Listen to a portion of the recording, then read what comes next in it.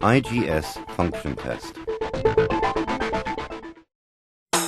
Function test for safety device of the IGS must be carried out on every voyage before arrival at discharging port.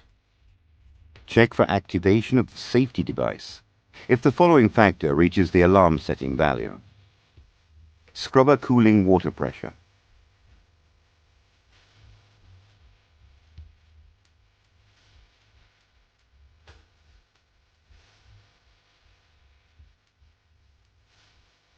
High inert gas temperature at the fan outlet.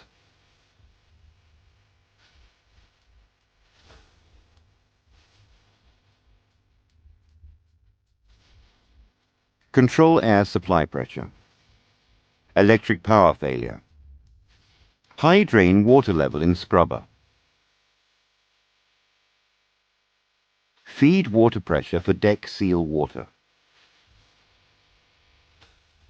IG deck mainline pressure. Oxygen concentration in the inert gas. IG scrubber seawater pump stops running. Water level in the deck seal.